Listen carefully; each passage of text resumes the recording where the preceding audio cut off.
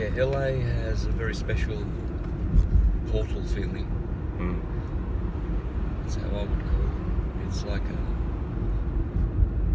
portal, and it's angelic with the mountains. Those mountains are the key, I think. Yeah. Yeah. You feel it, don't you? Yeah, that's what makes LA kind of different and what it is, you know, like the hills, the Burbank Hills, this is actually the only major metropolitan area that is bisected by a mountain range in the United States. There you go. Like a major metropolitan area with millions of people that has a mountain range that goes right through it. And I think that's what makes LA so unique. There's all those thousands of homes that are in those hills area, and where we just picked you up from. Burbank, in the hills. Yeah, the Burbank Hills, you know, it attracted a lot of people here. Mm-hmm. Climate, the history of LA is very interesting. Well, there's another point, because now that what we know about Tartaria and the corporate takeover that occurred through like the 1700s and 1800s, and I've seen all the Tartarian buildings with Ember driving around. Oh yeah, in downtown. Yeah. Yes. Yeah. So I saw definitely the Tartarian heritage there, and so it must have been. My theory is that all of these cities have always had the same names.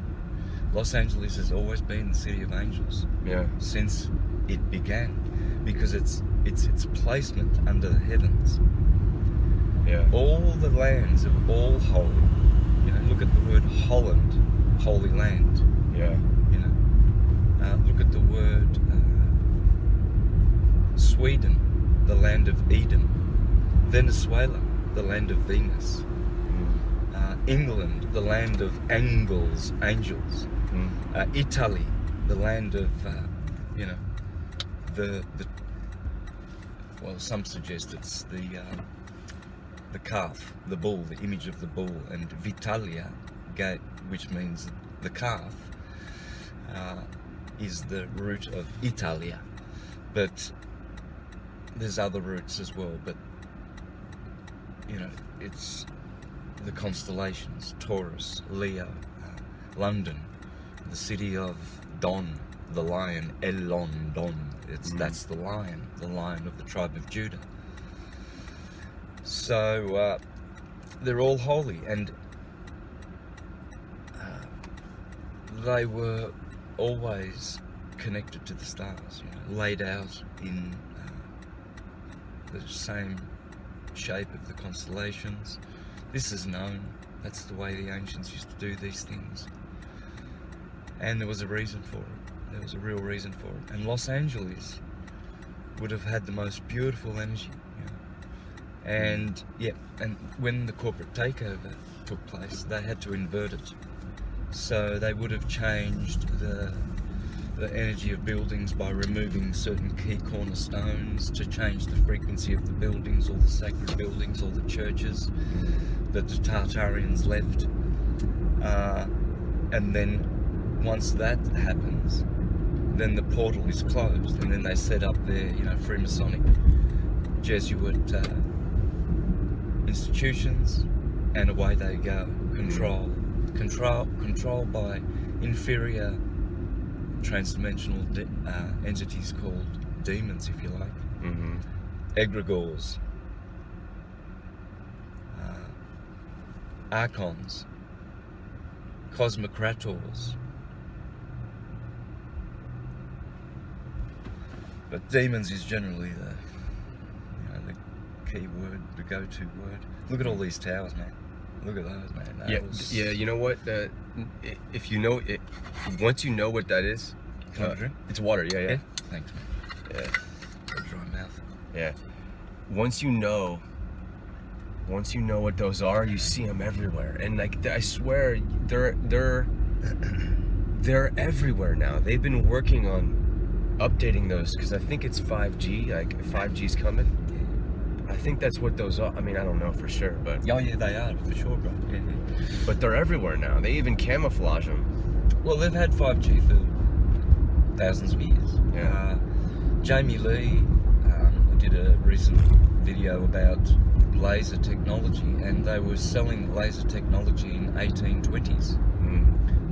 They had the patent, and they were doing all these whiz-bang little gizmos, impressing, modern day society back then with this laser technology. So what they've done is they've introduced it to us now. The military have always been using it, but what they've done now is they've taken out of that behind the curtains and it works for them, because then they can control the narrative, and then they can make like they're addressing that issue now, because it's out there and they control how they address it, you see. Yeah. So they get it in the back door anyway. So the idea, I would say, is to protect yourself and fortify your Taurus field. You have a force field around you. It's called your aura, Taurus field. Torso is another way of saying Taurus. Taurus. And of course, every Taurus field is red shift, blue shift, just as your torso is. Top is blue, bottom is red. So your torso knows about red shift, blue shift electricity, and that's how body is made. It's made like that because electricity is polarized, transverse energy. So it has to have phase disparity. It has to have shift, because it has to create space. That polarity is where the space happens. Whereas radiation or magnetism is longitudinal, and it's not red shifted or blue shifted, it's white and black. Black light is dielectricity, white light is magnetism. And so the Taurus is the model and the form of the atom and all things. And it's redshift, blue shift. So I forgot where we were going with that, but we're just the towers, the communication towers that are everywhere now. Yeah, The last 3 or 4 years, they've really, especially in big places like this where you need more towers to send signals, you see them everywhere now. Yeah, and they look the same. They have they're on a pole, and the panels are in a circle around the pole. Yeah. So the point I was getting at was that the frequencies, they've always been out there, and they've always been harmful.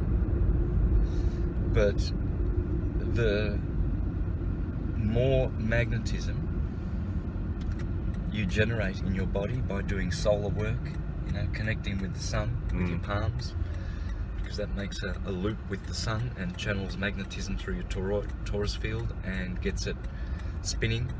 So solar work, grounding, lots of raw food. Cooked food's great too, but you've got to have raw food. You need the enzymes. Yeah. Organic. The vegan diet is the superior diet for ascension. Flesh eating disables the ascension process, because when you go back to red shift, blue shift, and you look at the pH scale, you'll see that at 0 there's red shift, acidity, and then blue shift at 14 is alkalinity. And so we have a chemical laboratory we are working with, our bodies. It's the Holy Land. Yeah. And when you learn to read the Bible and the scriptures, all of them, you'll realize that the Holy Land is in your body. And it's telling you the story of how you can ascend, how you can become a Christian, christened, enlightened, with glorious light. And you can escape the bounds of the carnal mind, and you can receive the Christ, the higher mind, which we all have, but most people deny, because that's talking with the fairies, and that's being airy fairy or whatever. There's always a way to diminish everyone's capacity to be of the divine mind. You know, little children tell their parents that they saw an angel or they saw something, a fairy, and the parents were like, yes, okay, maybe you watched it on the cartoons yesterday, dear. And they don't engage with their children to discover what is it that's going on with their children. You know, we must be like children to enter the kingdom. Childlike. So we do it to ourselves as well. We harm our own expansion into the divine mind, and so people settle for the carnal mind. It's easier, you know. And yeah, you know, we had the meal at Flore Cafe yesterday, and you had mentioned that. Oh, by the way, that water is 9.5 pH, so it's like, yeah, it's like I only drink alkalized water. Yeah, so it's beautiful. But yeah, you said you had a big meal yesterday during the day, and I myself had a big meal last night. And today I don't feel the food that I ate. Yeah, it was a lot, but I don't feel like sluggish or anything. You know? Yeah, no. It was a burrito bowl I had at that vegan restaurant, and I feel great today. Yeah. Yeah, for sure. Well, I do. You know, I feel the best I've ever felt, health-wise. I feel like I remember being when I was young, when I was say before a teenager. Very healthy. Before dental work. Before, you know, I did have a few vaccinations, but my mother did not do all the vaccination programs. She avoided it. And so we were protected there. But at 56 years of age, I can't complain. Only my teeth that the dentist destroyed with root canals, which I have had removed, and a lot of other destruction that they did to my beautiful, beautiful, glorious teeth that I used to have. Yeah. That's the only complaint I have. I can do all kinds of yoga. I have so much energy. It's very childlike energy. It's clean, it's crisp. I can call on it at any time of the day, from morning till I lay my head.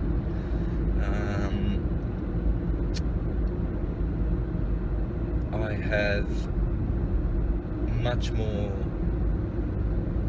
peace in my mind. My mind is far more peaceful. It doesn't vibrate as much. Vibration, the transverse wave, is the one that tires you the most. The radiation wave from the heart is always expanding wave, radially always expanding. So when you tune into that in your heart, you have much more strength.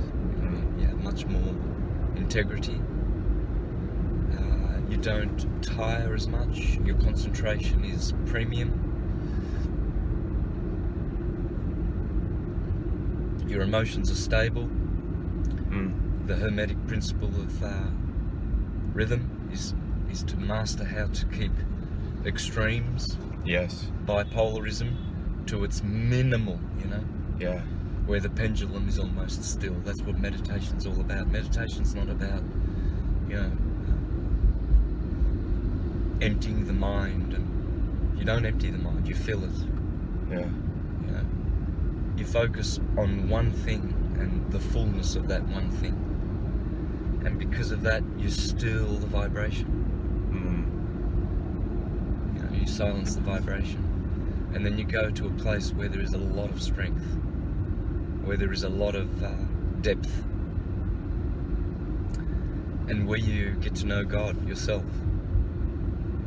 And so then you behave and act according to who you really are, and not the vibration. You see, when we meet new people and that we like, we mingle in each other's Taurus field.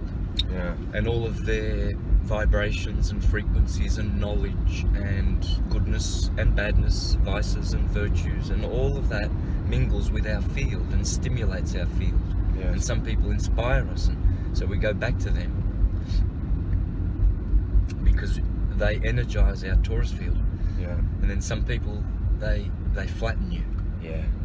They deflate you, deplete you, because they're sort of like a black hole, and their frequencies are harmful to yours, or not necessarily harmful, but they just have that effect. And you don't like that, so you avoid them, right? Or you try to frequent them less. So, and this is what's called paradosis in the Greek system. Paradosis, related to henosis, which is a merging with God. Paradosis means to mingle in the aura of a holy one and receive their consciousness. So right now you're getting my philosophical syncretism energy and field. So you're in that field. I'm talking to you, making a vibration. Yes. With my voice, but it's coming from my knowing, which now you are,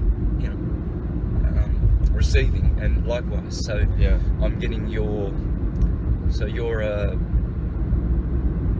an actor, right? Yeah. So your field is acting. You've learned the science of it. Acting is one of the divine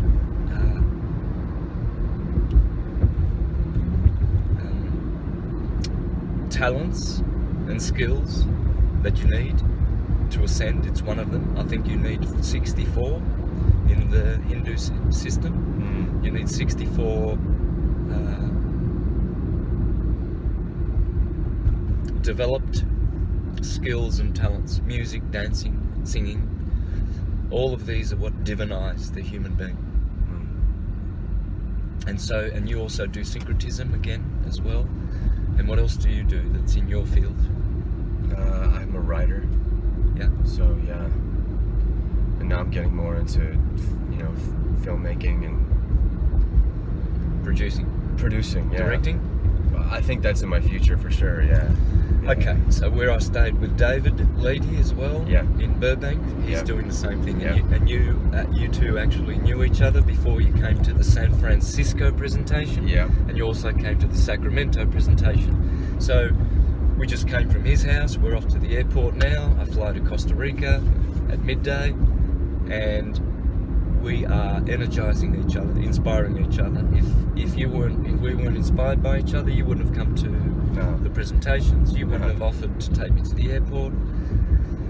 So, but I'm getting that energy. You're a young man. What are you, 34. 34. Yeah.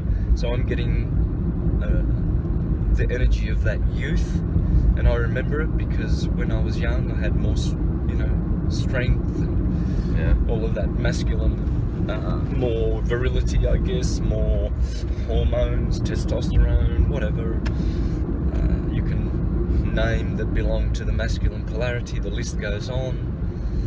And so as you get older, then it matures, but it's a different frequency, right? So I'm getting all that from your field. The point is, paradosis is always happening. Yes. You can get it artificially. You go and watch a movie. Yeah. You watch a video, a YouTube vid. But one-to-one in the flesh, it's the best. And that's why we always seek good companionship and people who are going to elevate our energy and transcend it into a better state. So that's why they go to gurus. Why do gurus have flocks of people around them? Because of paradosis. Right. They're not going there, with notebooks and writing down all the gurus' words and recorders necessarily. They're going for the experience. Yeah. And whatever they remember,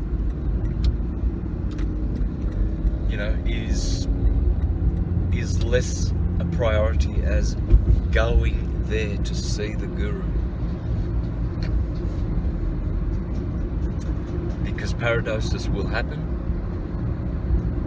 and you'll be blessed. Yeah.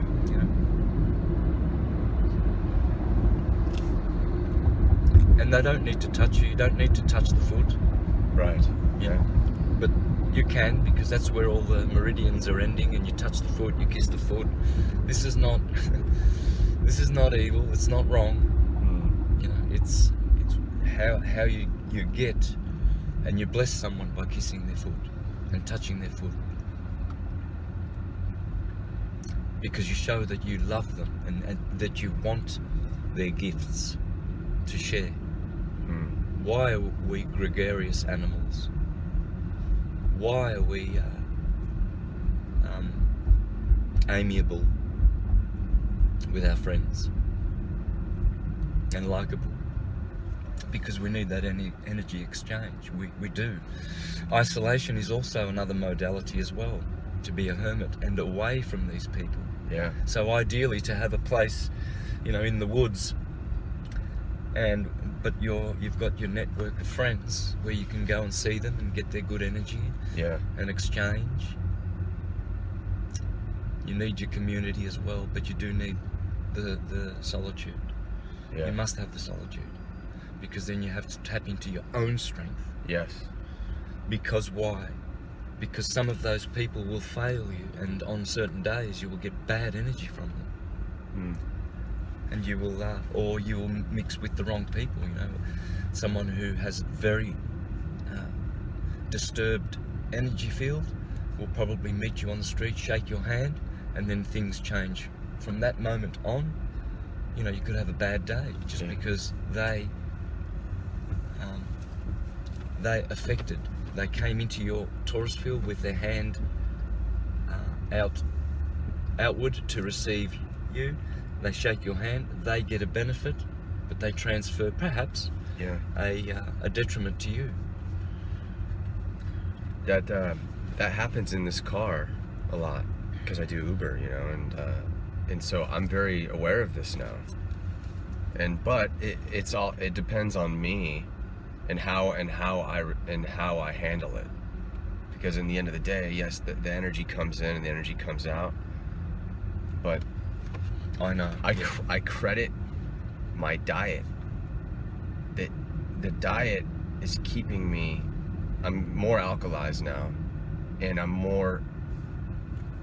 living more in that hermetic middle, where I'm not letting. I'm catching myself and not letting myself go to the extreme high or the extreme low when energy comes in and it affects me, and I know that it's not right. I know there's an imbalance, but it's all about just keeping it an even keel. Yes. But if your alchemy and your body's not right, and then you get that one person, especially in a job where you're around a lot of strangers, it can affect my Taurus field, their Taurus field. But I think I've sort of mastered it, because I've been doing it for 4 or 5 years now, and you just learn that you can't have the highs and the lows, and that can go for anything you're doing. Yeah, for sure. You know? Yeah. Well,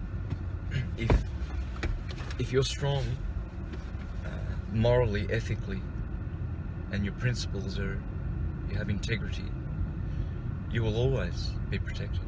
That's your force field. That's your gift. That's who you are. You are godlike, and your goodness will protect you. But you can be hurt as well, you know, by your own habits. Right. Yeah. You don't want to deplete your magnetism. You need charisma, and you need your chrism. So you have to work with your chrism. You have to respect it, honor it. So that would be the cerebrospinal fluids, the sexual fluids. Those need to be understood. What role do they play in our life? Why are they there? Well, they're there to be used as materials, and to be recycled, and to be used as materials to develop your light body, which is your nervous system. Our nervous systems have been attacked deliberately with vaccines, chemtrails, dental work, and people. It's like your antenna to the transdimensional world, and the chrism is the fluid, the gas oil, the lard, the Lord, the Christ that runs through this beautiful, like a Christmas tree with your subtle body and the chakras. It's a Christmas tree. And your purpose in life is to light it up and create a light body and to have a radiance and to have an aura, a halo.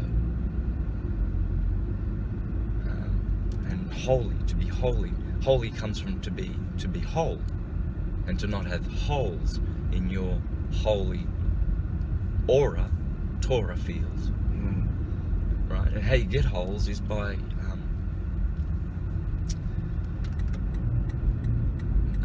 misusing those very fluids. You know, in tantric sex, it's taught to never secrete those. You know, this is like incontinence and incompetence. So to master that and to channel the orgasm up the spine and to keep your fluids, because the more fluids you keep in your body, the longer you live. There's only a certain amount of prism given to you, and it's equal to the force of your soul atoms. When you incarnate, you have certain force. You know, some babies have a lot of force for goodness. They have goodness, and some are not. You know, they grow up to be what you would call, you know, a bad person. And because they don't have that force, and that force is equal to how much cerebrospinal fluids they will have. Some people have weak nervous systems because that's astrologically how much they were,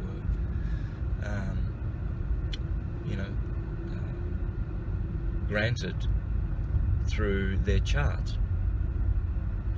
And so some of those people are born with very little to begin with, and they deplete it all by the time they're 20, 30 and 40. You can see they're wrinkly. They're yeah. George Carey said that when the chrism runs out, that's how you die. That's why you die. This is why people are dying. They're ejaculating. They're depleting themselves of the minerals and the nutrients and the materials that are needed to develop the nervous system. And the 13th cranial nerve, which is called the Christ nerve, and it's in the back here of the head, and it's the master nerve, and it connects you to the Akashic records and to the field of all knowing and to the field of bliss and to be ascended. And so this is why young men were sent to seminaries to learn what to do with their semen. It was a whole mystical teaching. It was a whole field of knowing. It was the way to ascend. And so in the seminary they were taught this, how to but they still have that, right? Yeah. Like priests still go to seminaries. Yeah. But now what's your take on that? Like the modern priest going to a seminary today, maybe that priest knowing, the history of, let's say pedophilia in the Catholic Church, which is the awareness of that is probably pretty high right now. Yes. But what do you reckon with that? Like with priests, especially if syncretism starts really breaking open and people and a priest wanting to go to a seminary to become a priest, to be part of the Catholic Church. But it's like, to me, if I was that priest and I heard and I say I got onto your videos, there's a conflict. Yeah. There's a massive conflict, because you're gonna go against you're gonna run up against a wall. Yeah, you are. And it's gonna make you ask a lot of questions. Well, why would I want to be a priest and do that? Promiscuity is what they're teaching, not purity. Yeah. The left-hand path. Even in seminaries? Yeah. Really? Yeah. Of course. They teach simply to ejaculate. That's the left-hand path. Samuel Onweor, in his book The Perfect Matrimony, taught that the Jesuits did this.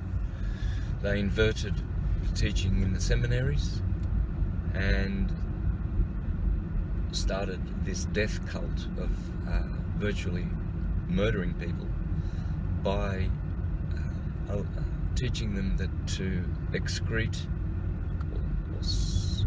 or discharge your magnetic fluids from your body is a normal way of having sex. And it never was. You see all those tantric temples in India with all those sexual positions showing all kinds of, I think there's up to 100 different sacred positions in sex. But this was not ejaculatory sex. The temple prostitute was not an ejaculator originally. And they were male or female. And they were there to train the people in the temples, to train them how to do sex properly. Not engaging with them, but coaching them with their partners. See, whereas the inverted version of this is where the temple prostitute would actually physically just have sex for wanton pleasure. Yes, pleasure is connected with sexuality, but you don't have sex for pleasure or recreation. It's like alcohol, it's a medicine, it's not for recreation. Cannabis, it's a medicine, it's not for recreation. Tobacco, these are all medicines, ancient medicines. And sex is our healing. It's a gift, it's the sexual energy of healing, but it can not heal you, it can make you very, very sick. It can deplete you. Destroy you. Yeah. Sexuality, lustful, Yes. ejaculatory. It's totally destructive. There's no redeeming factor in it at all. The only redemption is it that you experience your God-like nature for that split second of the ejaculation. Yeah. Whereas when you learn to hold the spiral energy coiled at the sacral, when you learn to hold that coil like a spring, and when the orgasm is coming, you actually now control it like Saint Michael slaying the dragon, and then you control the duration of the orgasm, and you control where you want to experience it. If you want to go through the solar plexus, up through the heart chakra, through the throat chakra, up to the pineal gland, to the crown chakra, and now you and your partner are both in the same consciousness field, and now you are slowing the orgasm together, and you go to Jerusalem, to heaven, the holy mountain of God together, and you can actually hold that orgasm for as long as you want in your temple. And so that's the difference. The duration of the orgasm, the duration of your life, the duration of your bliss.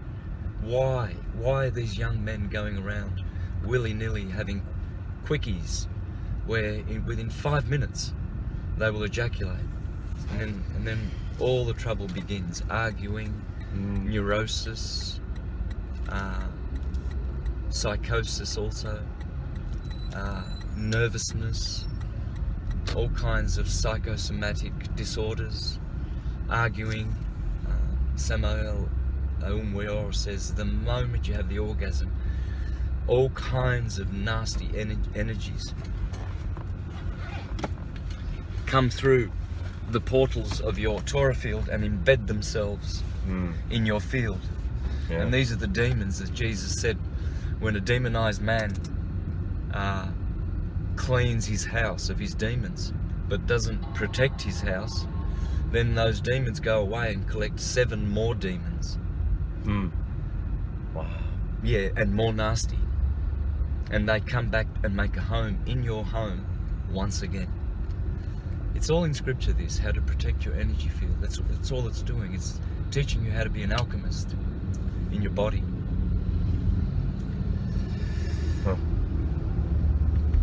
And to do this process of ascension. A lot of people don't care about ascension. You know, that's fine. They are deferring it. Yeah. So, you know, they even learn how to do it. You know, they learn how to do tantric sex, and they go back because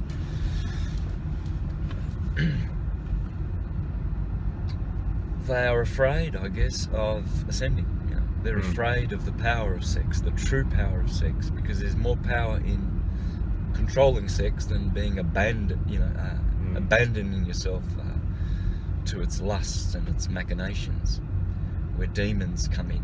This is why when people experience this kind of sex that the world is promoting, you know, polyamory, promiscuity, you know, all kinds of debauchery, they seem to not be able to escape it, and they seem to want more and more experiences and more intense sensations.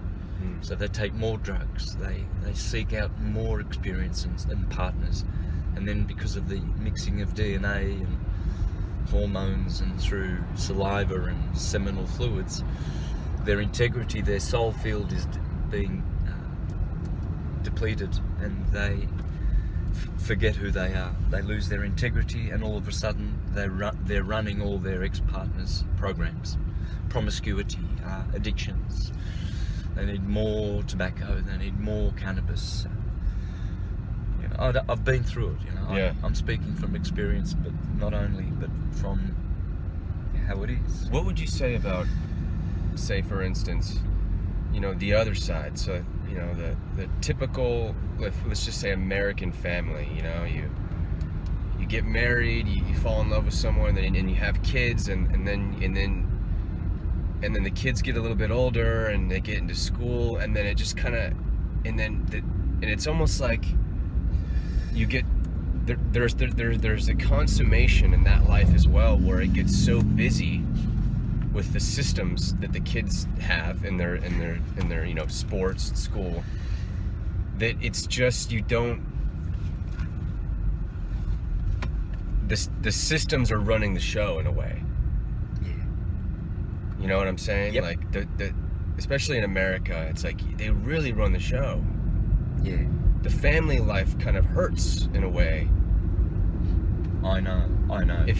Because of all of these programs that are running in the background. Yep.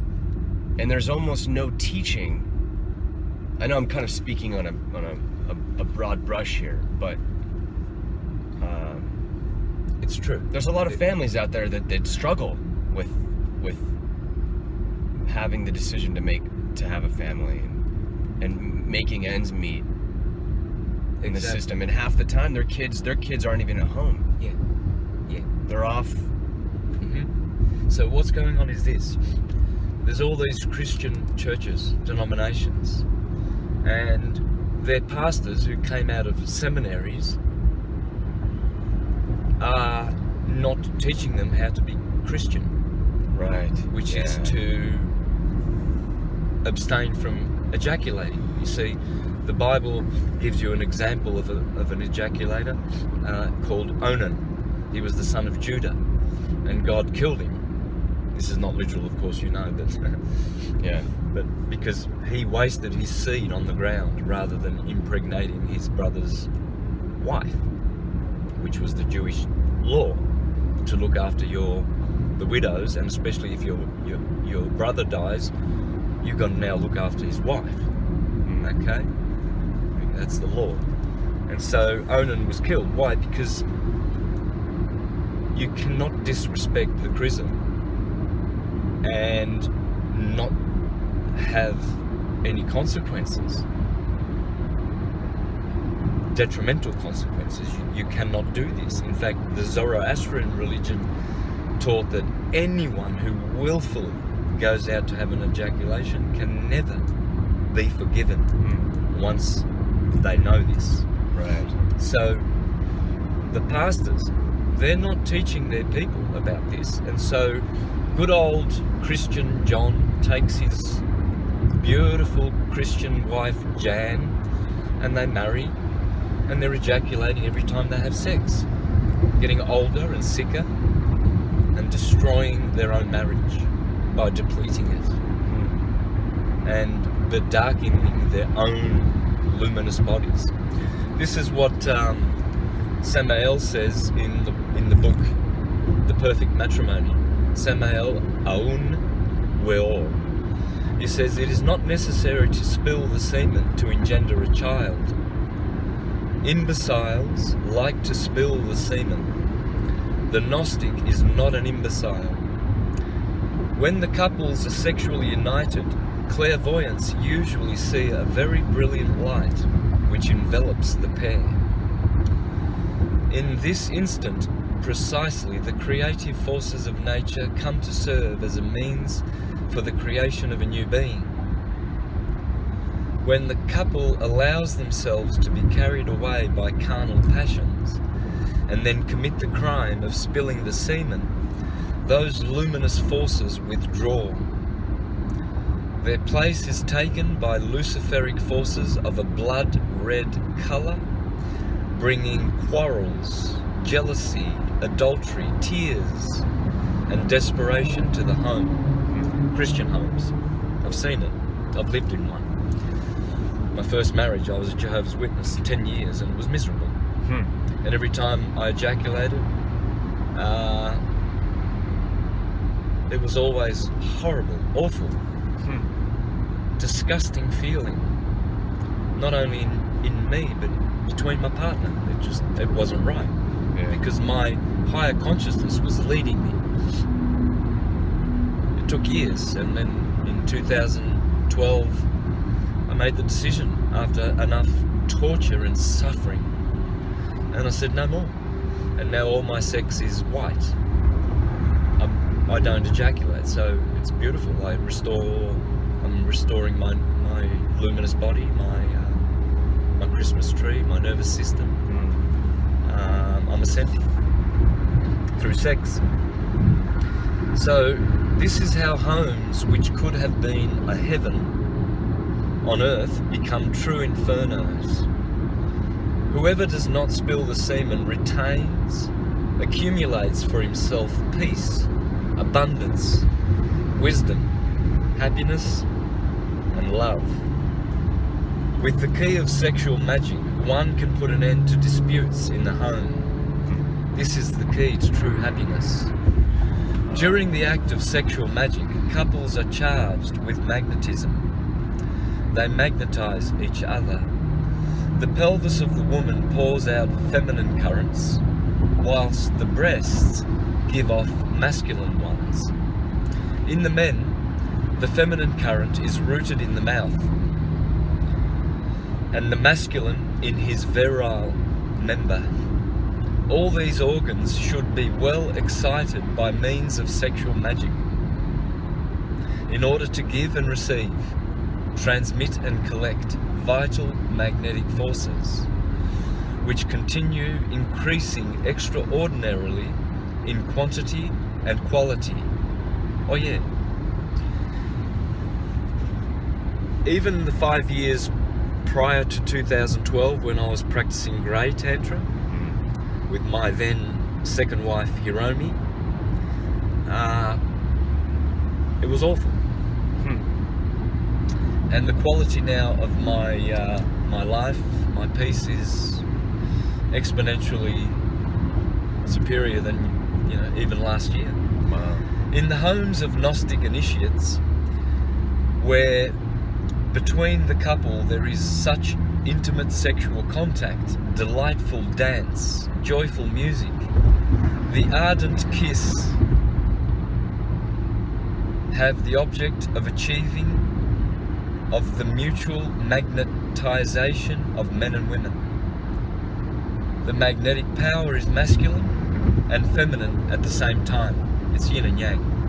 It's dielectricity and magnetism, white light and black light. The man needs the currents of his wife if he wants to progress, and inevitably she needs those of her husband to achieve the development of her powers.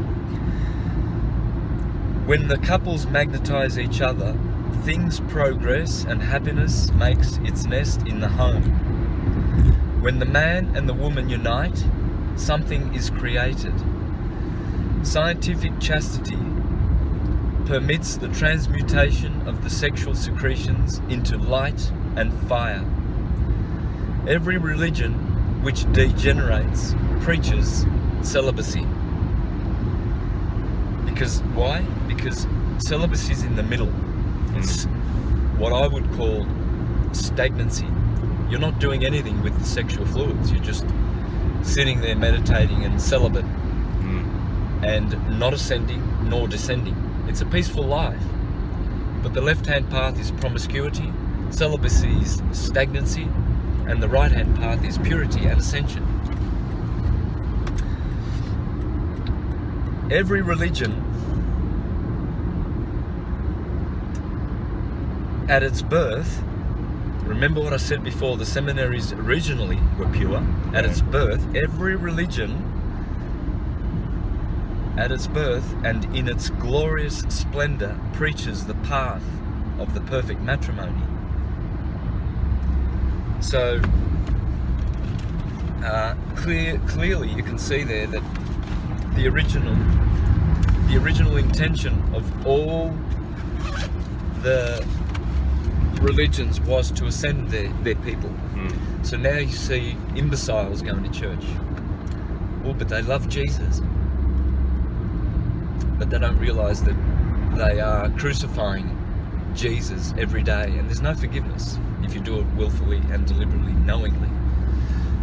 There is no forgiveness. This is how serious it is. It's absolutely serious. You cannot desecrate the temple by sacrilegiously disrespecting the chrism, not even once. You don't get away with it.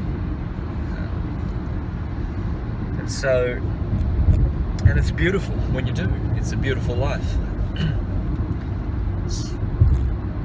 How would you say that you teach your kids that, though? Well, you know, like it just seems it seems like the parents aren't really, they're not teaching their kids anything. They're letting the systems teach the kids. The school, if they go to a church, they belong to a church. You know what I'm saying? Like it's not. I just got this feeling that not. LAX. Yep. Oh, yep. Yeah. There you go. Yeah. Well, we made that in good time, man. It's all right. Yeah. That's 9:30. So that's like a half an hour from Burbank. That's beautiful. Well, we're still about a little 20 minutes away. I know, yes. Look at this beautiful freeway junction. Yeah. It's just amazing what technology can do. Technology generally is inferior to science. The science, technology. So, but of course, it can be used to in a beautiful way. So, yeah, parents can teach their children how to enjoy the sexual energy, and they can even, show them how to stimulate themselves, not to run away from it, and not to masturbate or self-abuse, which is creepy kind of words, I think. They should be taught that they can enjoy this pleasure, but never to secrete anything. And then they will teach them how to breathe, how to squeeze the perineum, so that nothing is secreted, and so that the fluids can be channeled up the spine, where they are to be in a distilled process, where they are to be rarefied as they go up to back to the cerebrum. How would you say that relates to eating meat and the diet? So obviously a family that's consuming meat, that are not on a raw food diet, these thoughts and these practices won't ever make it into the household if you're consuming. No. Right? It's yes. not. It won't ever get there. Yes. The conversation, the practice, the thoughts, the aura of the home won't ever it won't ever exist No. because of what happens to you when you are consuming animal products. And it's funny because it's normalized. Mm-hmm. And it's like it's so normalized that that it's thought of as like, no, well, everyone eats meat and everyone eats eggs, and so we're a normal family. Mm-hmm. But that's actually an inversion of what should be happening. Yes. And then you'll be looked at as crazy Mm-hmm. for trying to say the opposite. Mm-hmm. Yeah. For sure. So, the introduction of flesh eating and ejaculating, those are the two most harmful of all practices where humans are destroying their temples. Here I'm eating raw food. Yeah. It's beetroot. Yeah. I got this from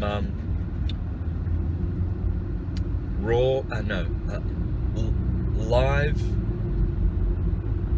living foods, wild living foods. Okay, wild living foods in LA yesterday.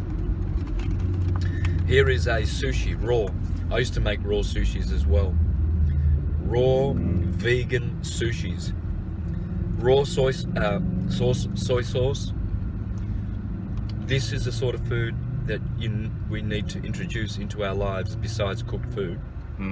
It's organic. It's an organic raw food restaurant. And yesterday I had the Flat Earth pizza. It was the best pizza I've ever had.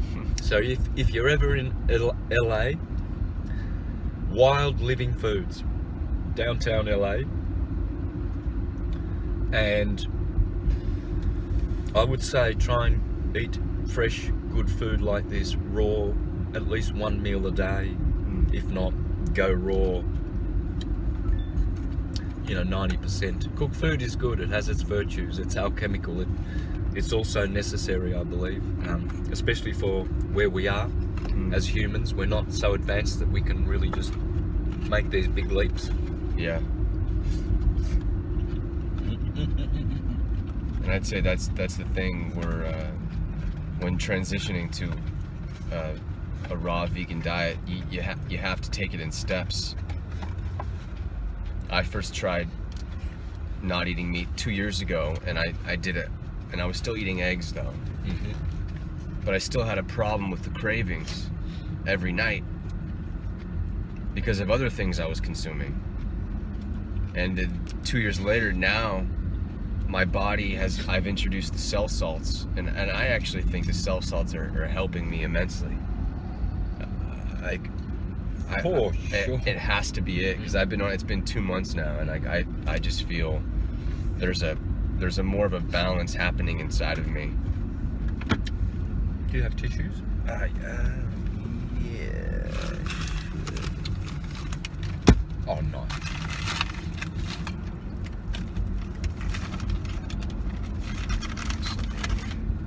Jeez, man, thank you. Yeah. Sorry about that. No worries. So, this for me has been the secret to my health. Not that I've been, greatly healthy, especially in the last 10 years with my itching problem. But I always had a salad every day. It's my favourite food. So with every meal, even when I was a meat eater, I always would like to have a raw salad. And I used to make, and still do, make really, really delicious salads. But that's the key, I think. For me, that has been key and crucial. The raw food. Fruits and vegetables.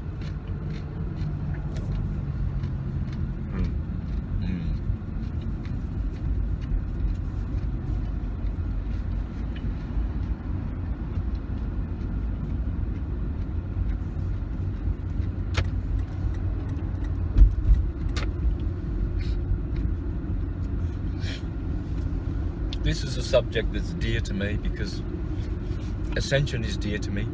Mm. I am a sexual being, as we all are.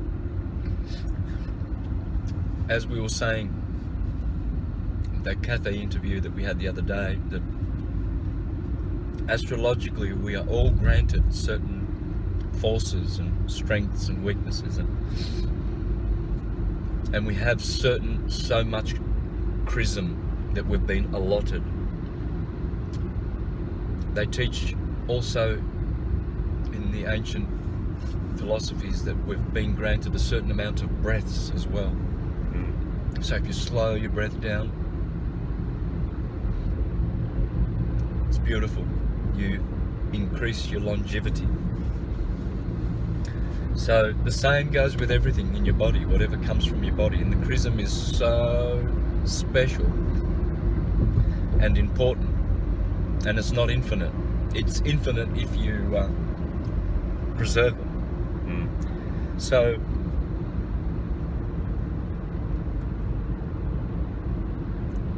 the subject embraces many of the things that are important to me and that I love. Truth, scripture, because now I understand the scriptures directly. I have direct knowledge of what they're saying. I have the key. And so I've always loved scripture.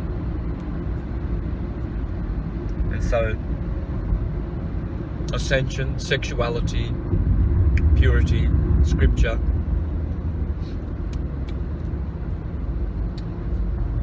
they all combine and come together. Mm. There's nothing missing. Everything is delightful, everything is beautiful when you're on the path. Mm.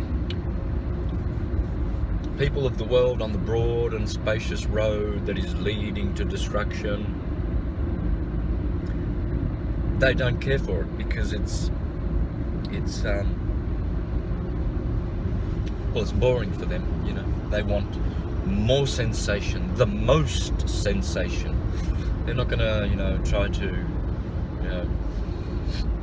calm their breath down and meditate and be in the stillness and grow those forces that were given them, Mm. Some people come into the world with very, very small, their sexual body. We do have a sexual body, by the way. We have a mental body, an emotional body, and a sexual body. But their sexual body hasn't got much force, Mm. So they're not as distracted by the pleasures of sex. So they become a nun, or they just become celibate or whatever, Mm.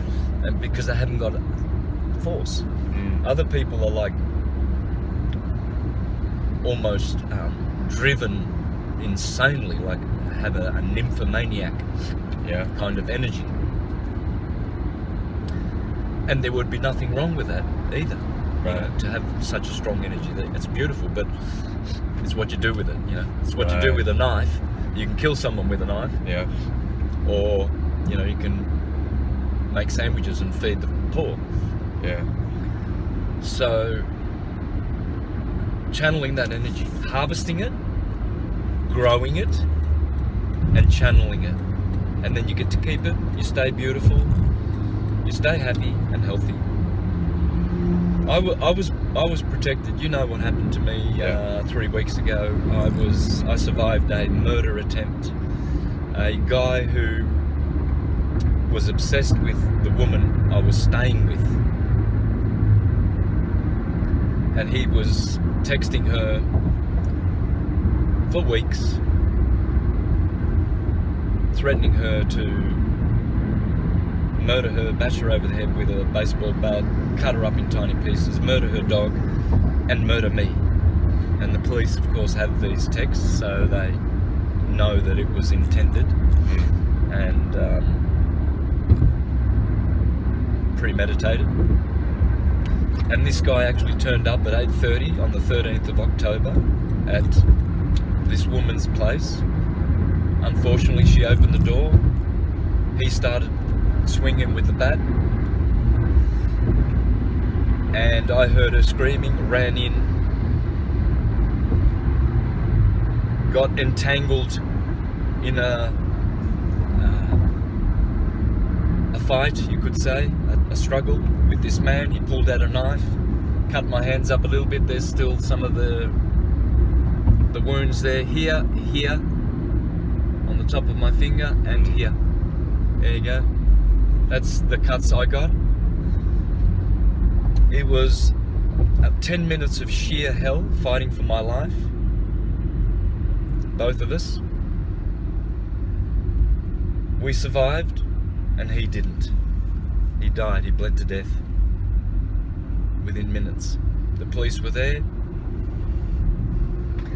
and I saw angelic protection, trans-dimensional angelic protection. Because I'm 5'7", the other woman was 5'4", and this guy's 6'2". Club in hand, very, very, very sharp knife in hand, premeditated, planned to murder us. I survived it with these scratches, you could say. My back's still a little bit sore, my neck's still a little bit sore. But although I know I had angelic protection, I've seen angelic protection in my life before, so I'm not deluded about what happened. I can also, though, say that I brought something to the table that enabled the angels to be able to use me and work with me, and that is that my Taurus field is pure. It doesn't have any partner's DNA in it, any polyamorous DNA, and I'm not an ejaculator. And ejaculators always lose, non-ejaculators always win. That's why a good coach will always tell his man, don't have sex for a week if you want to win the fight. He will tell his team, abstain from sex and we will win the premiership. We will win. Why? I think it was Muhammad Ali who shared that his coach taught him that, because he said, if you have sex for a week before the fight, your knees will be weak. Yeah. You'll fall over. Force, your body force, right? Yeah. So, that's a real thing. So, I brought that to the table. I brought my integrity. I know who I am. I know how strong I am. I'm a small man, but I have a lot of strength, and I'm very fast. So I brought two things. And integrity through non-ejaculation, which gives me pure kinetic energy whenever I need it, and speed. So I guess, I'm very quick with my movements, and I brought those things, but without angelic protection, I wouldn't have survived it. But it's good preparation and good insurance and good investment to practice all of these good things and good healthy living. And here is a chia seed pudding that nice. Ember bought me as well, which I'm going to try and eat like this without a spoon. I think, I don't have a spoon. Huh? I don't have a spoon, sorry. No, it's cool. Yeah. It's cool, bro. But I want to have a. I have chia seeds almost every day. Yeah, they're great. They're great. Sprinkle it on your. Yep. On anything. For sure.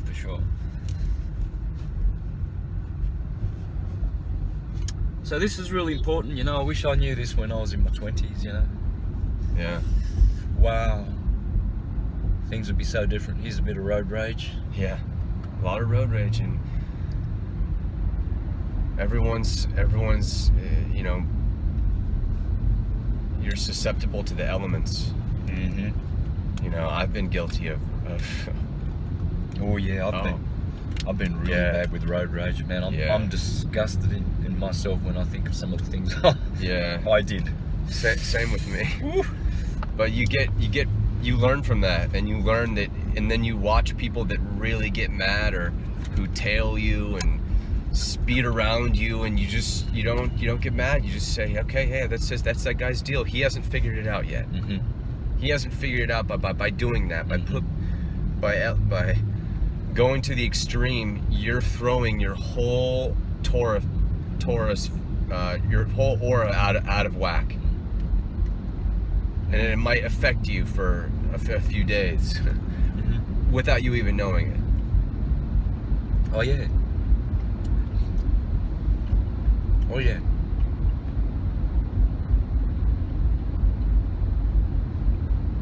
Yeah.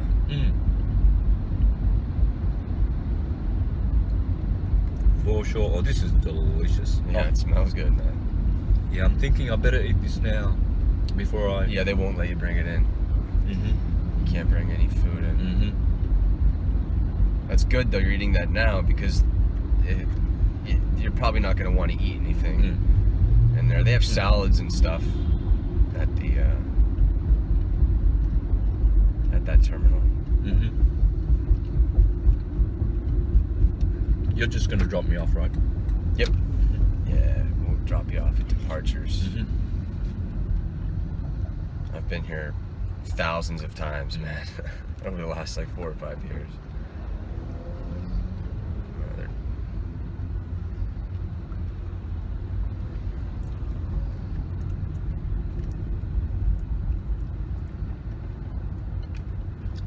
Keep speaking, man. Yeah. You got some good points. Go. For sure. Yeah. What else? What do you think that the future of the next couple years of syncretism is? Like, what would you like to see happen? You know, of making it more, bringing more awareness to what it is, and Well, I'd like to see academies, syncretism academies, come to the world. You know, just like the Neoplatonic academies, which were closed down by Justinian in the 6th century.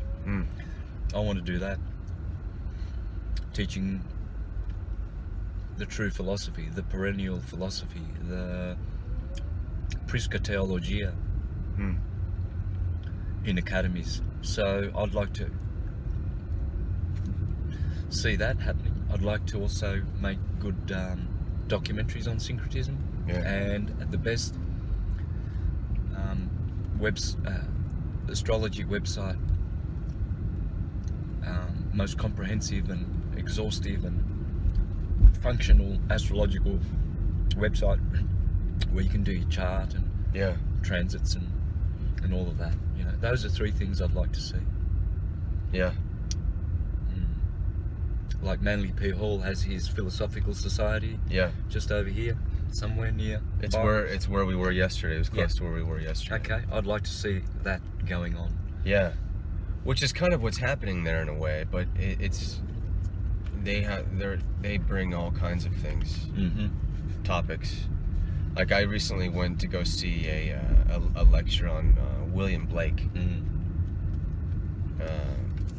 the poet, you know, the theological poet William Blake, and that was interesting. But yeah, they had Aldous Huxley. They had an Aldous Huxley month. You know, the mythological. I think it was the mythological Los Angeles. That was one of the themes. With Aldous Huxley. Yeah, he got. He was in with the crowd, Huxley. With the Well, his dad was someone prominent, right? Yeah. Real New World Order family, that one. Yeah.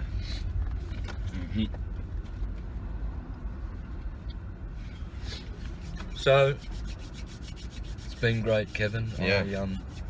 I really enjoy. You did the good job on the San Francisco interview where I had the same t-shirt. Yeah, that's right. Yeah.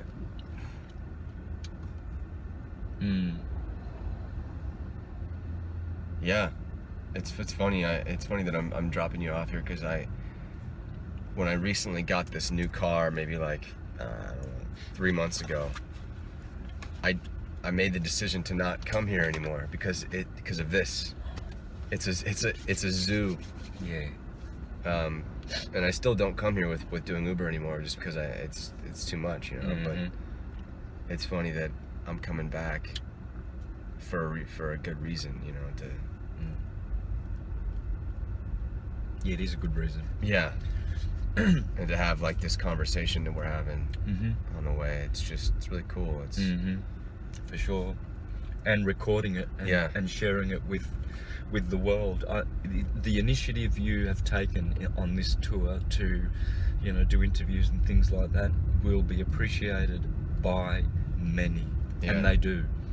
That interview was, it's got a lot of hits on it. Yeah. More than, of course, what they tell you, but I've had a lot of good feedback on that interview. The style of it, the content, the production, and these other ones that you've done as well. So good on you. Thanks, man. Yeah. Well, you know, you're a Hollywood person. You're an actor, writer, a producer, etc., etc. So it shows in that, you know, and the fact that you're doing it and doing it for a good cause, for syncretism, for knowledge and wisdom. Yeah, knowledge and wisdom. Yeah, man. That's not for entertainment. No, not at all. And that's the thing, is like, I think people will think, because I know how I know how that is, because that's how I thought. You're like, well, why would someone do that? You know, no, it's because you spend enough time researching, and you realize that the beauty is all in the knowledge and the wisdom, and this can get passed on to people, and it can help them. It could replace therapy and popping pills and all the destruction that comes from that. For sure. It gives your mind something to focus on, and it gives you purpose, like you say. An immense amount of purpose, like unbelievable. The vibration that we start to get to. Yeah. When you start connecting the dots. For sure. I mean, you have to drill it in. You have to, like you say, they always say it's that we've drinking from the cup of forgetfulness. And that is a powerful statement, because the more that you deep dive into syncretism, and you realize that's what you're doing. You're taking a sip at a time. Yeah. You know?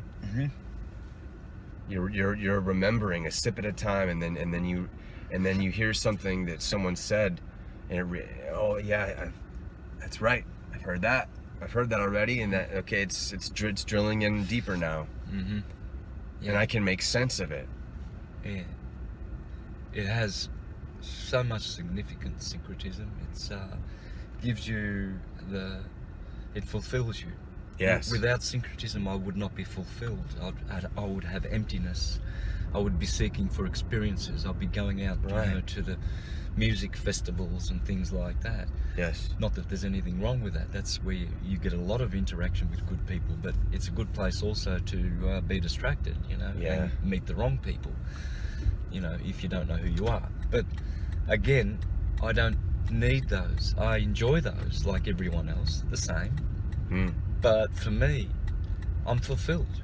I don't need them. I'm self-contained, fulfilled individual. You know, I don't need other people necessarily to make me happy. Yes, they do make me happy, but I don't need them to. I've got a place where I can go to be happy, which is a place when I'm all alone. Yeah.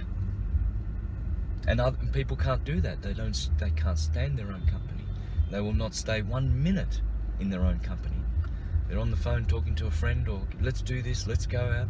Yeah. And the same with partners. Some men and women, they're just polyamorous, and they just want as many partners because they want that interaction. But what they don't realize is they are losing their integrity. It's like a car. You know, you don't want to go and get a car that's had the most owners. Because you know that car's going to be horrible. It's not going to have integrity. It'll be loose.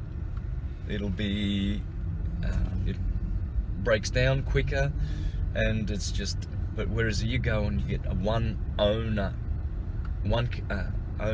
car, and you can see the leather, all the upholstery, all the, original motor, original this, original that. The soul of the car is still in it. But when another driver comes in, changes the way the first driver cared for the car, and so the car now gets confused. Because every car has a soul, man. It's a whole bunch of molecules that man formed and put into place to have one function, many millions of parts, but one unit. And this is incredible, that every car has a soul, And this is why people call their car, by a nickname, Herbie. Oh, where's, they've got a name for their car because the car has a spirit, it has a personality. But you can never know that personality, or you can, but it's broken by the time it's had 5, 10, 20 partners. And that's because on the physical plane, the moment you kiss your partner, you're going to be running their program. And if they've got viruses, which they do, it's like when you get a virus on your computer, brand new computer, it runs well, it's got integrity. Then all of a sudden you put all these programs in, and then it gets slower and slower, and then a virus hits. Well, that's what's going on with sexuality. And that's why it's so inspirational, and people are addicted to it as well, because of the exchange of energy. But the problem is, many times it's a bad exchange, and it leads to unwanted pregnancies, venereal diseases, neurosis, psychosis, arguing, nervousness. Because when you're polyamorous, you're always nervous. Why? Because you don't trust yourself, because you're not loyal. You don't have any loyalty. And you're not going to be with someone to integrate them, to make them whole. You're going to be stealing their sexual energy. So you're a thief. Promiscuous people are thieves. They are not trustworthy. One who does not trust cannot be trusted.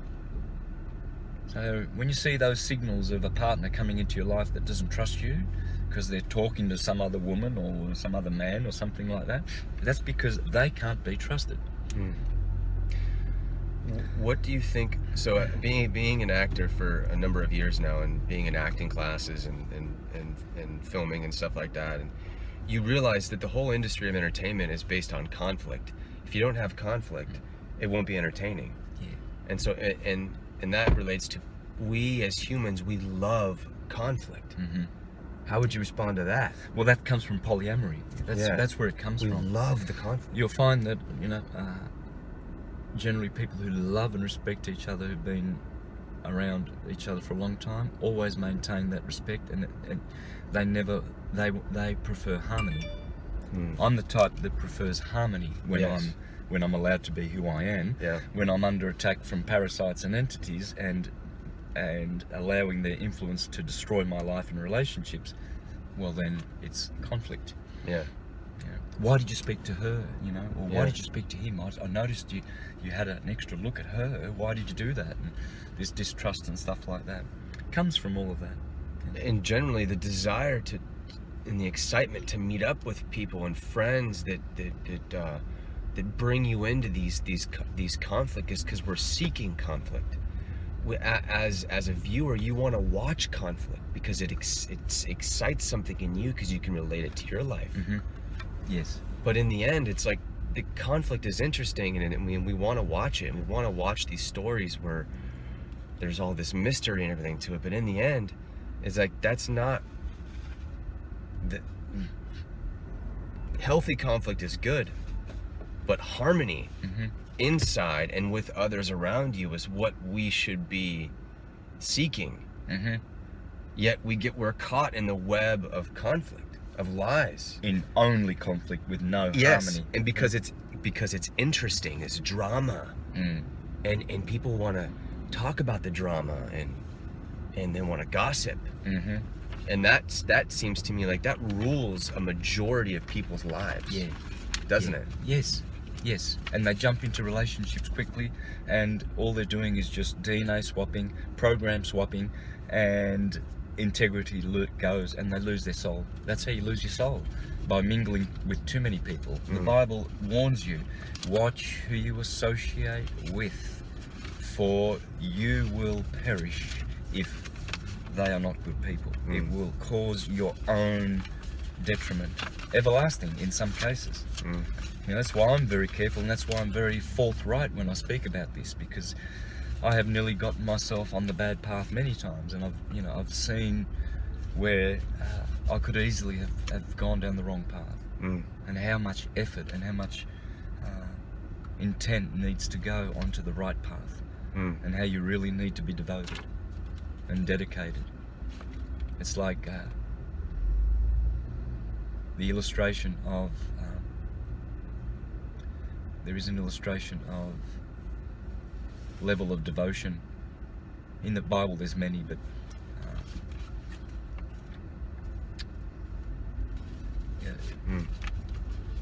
the sower, the seeds, for instance, the parable of the seeds. The sower went out, and some seeds withered overnight, some got choked by the thorns and the thistles, but others fell on good ground and endured and produced fruit. Well, that's all about the right, because you've got the right seed already.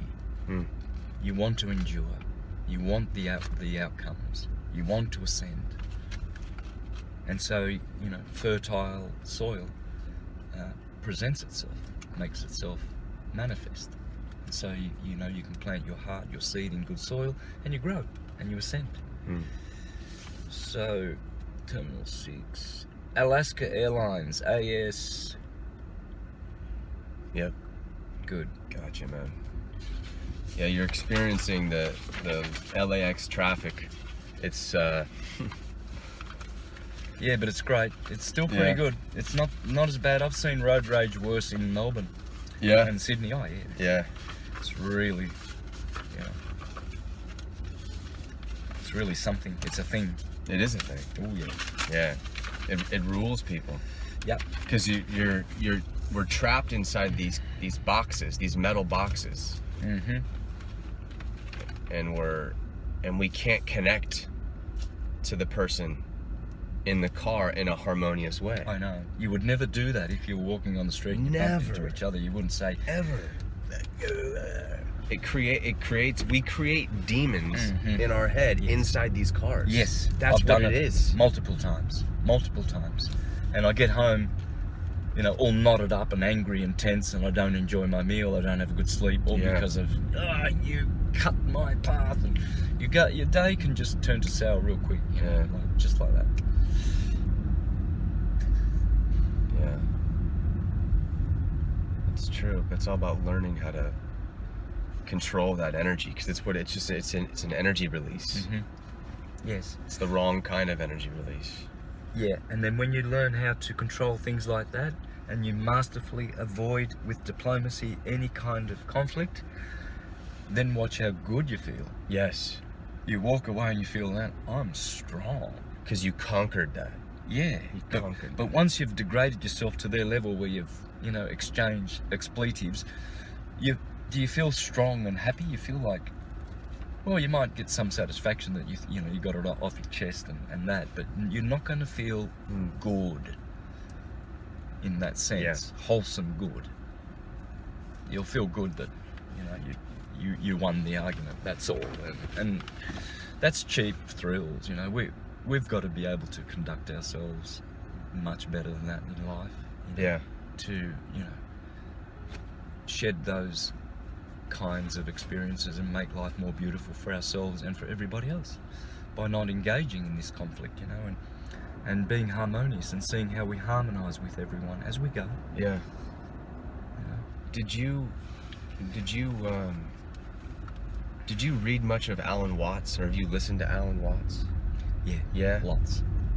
his Zen, Zen philosophy and Zen Buddhism. So you're very aware of. Yep, quite a bit. Yeah. I enjoy his philosophy. Yeah. Very much. His wisdom, I would say. Yeah. Same thing, isn't it? Love of wisdom. Yeah.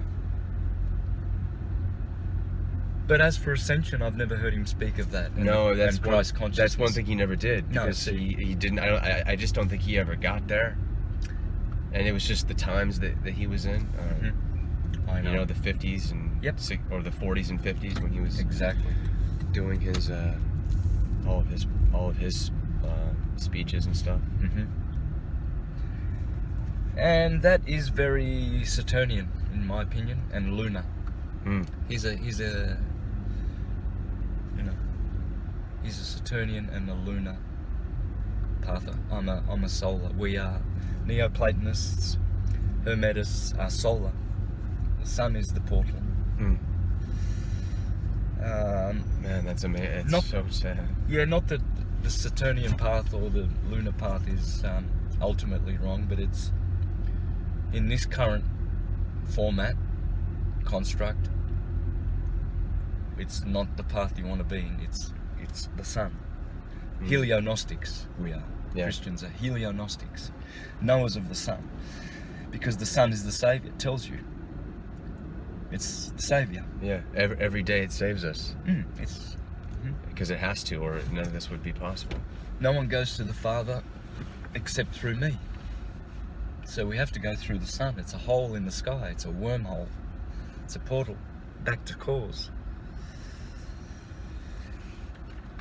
So what do I do here? Do I have to go to the checking desk? Or, Yeah, or this traffic's kind of crazy, but we're just gonna pull up on the right here, and then I'll be able to we'll be able to drop you off, and then there's a check-in. Yeah, usually they want you to check in on the computer. I don't like that, you know. It's ahead. We're doing all kinds of work here. We'll get you there. You can get in now, man. Yeah.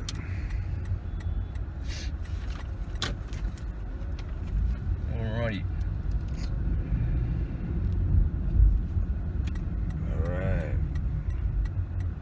Well, thanks, Santos. Yeah, brother. We'll have a safe flight, man. You too, man. We'll just end this here. Yeah. Thanks a lot, man. It's been a great pleasure. and then we'll see you. Enjoy your time in Costa Rica and Central America, and then we'll see you back here probably. Yeah, soon, man. Right, yeah. Within 3 months, we'll be seeing each other. Awesome. Love it, man. Cool. Cheers.